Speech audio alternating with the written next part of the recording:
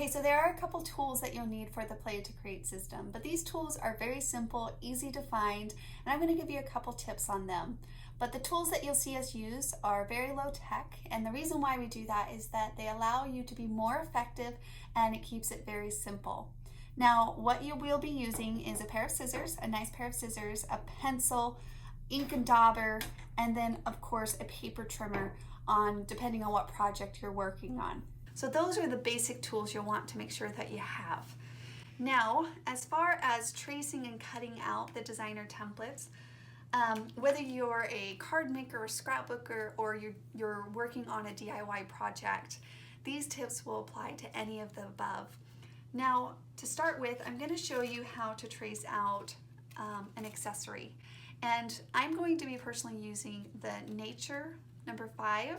So this is actually Tiny Nature number 5, and it's a really fun sunflower. So you can see that it's a lot more detailed, and for the most part, we have a variety of different themes and different accessories. Some are more simpler than others, but they're still really easy to cut out, and I'm going to show you that here in this video. Okay, let's do a yellow one.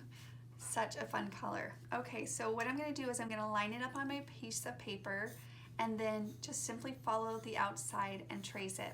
Now, I do recommend that you hold the designer template with your left hand. So you can see I'm tracing with my right and I'm holding the template in place with my left. So really simple here, like so. Then the next step that I always recommend if you're working with a large sheet of paper is to detach it from your paper. This will allow you to be able to cut that design a lot easier than dealing and messing with this whole sheet of paper. So always detach it, it simplifies it.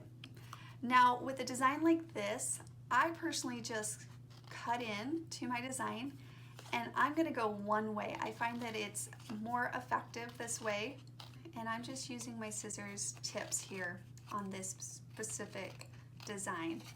And I'm moving it with my left hand so you can kind of see how I'm gliding it through my left, and I'm just keeping my cutting hand still here, stationed, and using my right hand to cut that with. Now I'm gonna go back the other way. And yes, you'll have some pencil marks, but personally, I just ink over it, and I'll show you that here in a minute. All right, now that we have that cut out, right, you can see that there's some imperfections because it is handmade, and there's a beauty of it being handmade as well, and there are some pencil marks. Now this is where inking comes in. Basically, we use this Vintage Photo. It's the one color that we use. You can use any color that you like, but personally we use Vintage Photo. On lights, brights, darks, everything, it just, again, simplifies that. So if you're just getting started, then a simple brown will work for majority of the designs and colors and patterns that you might be working with. Now, a dauber does come in really handy, specifically so that you can get in the creases of the designs like that. And I do the same thing, again, with more of these circular designs. I go one way and then I'm gonna just simply go back the other way. And you can see that ink is gonna cover that pencil line perfectly. And it just gives it a nice finished look. It hides any blemishes, imperfections, pencil lines, and it overall just helps distinguish the colors and the patterns between each other. So you can see how those are together. You can also layer those if you'd like with a little circle in the middle. That would be so cute. So that's tracing, cutting, and inking an accessory piece. Now I do want to show you the borders as well if you personally use them on your scrapbooking layouts, cards. We also have card borders, or even for your projects. It's good to know how the card borders, or borders in general, how we recommend cutting them out. Now our borders, you'll notice that most of them are designed to have a side A and a side B.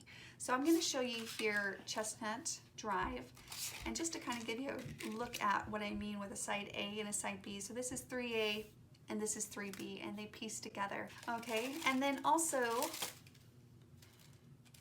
it comes with 3 different designs. So this one specifically, this is Chestnut Drive. Let me give you a close look at that.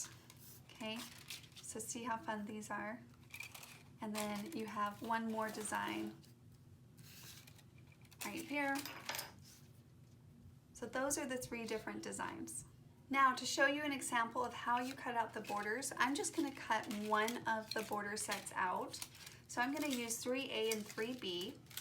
And then I'm going to take my pattern paper. So for example, let's just go ahead and cut it out of this really cute floral pattern here. Okay. And you're going to just take one of your designs, line it up on the edge of your paper, like so. And then you take your pencil, trace along that edge, and then take your other one, line it up.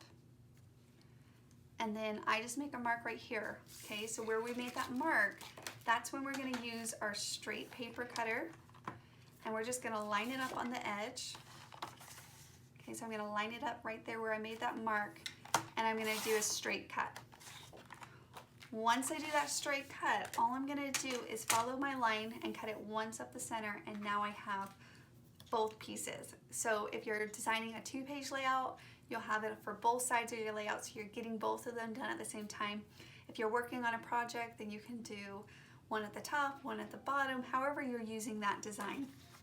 So when I'm cutting out long designs like this one, like where it's more elongated, basically I start on the back edges of my scissors, like so, and then I just keep the cut going. So I do quick cuts like this. Right, so just keep it going. And again, you'll have some pencil marks, and that's okay. So you don't have to completely be exactly on that pencil line, because inking is going to cover all of that up. It's really great. And then as far as inking the borders, same thing, just take my dauber, and then I go with like a downward motion.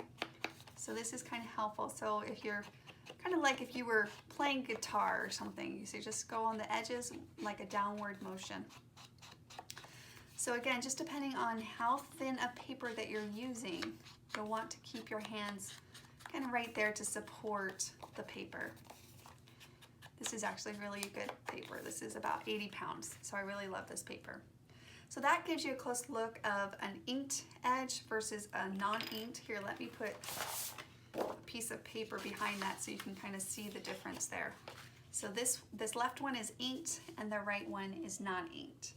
So again, it just gives it that nice finished look, especially when you get to the point where maybe you are layering a couple different patterns or colors. See how that would help pop those off of each other. So really, really great. So really simple. Not only is it simple in the tools that we use, but overall the Play to Create system is very simple. It's a 5-step process. We design, trace, cut, ink, replace. Thanks for watching.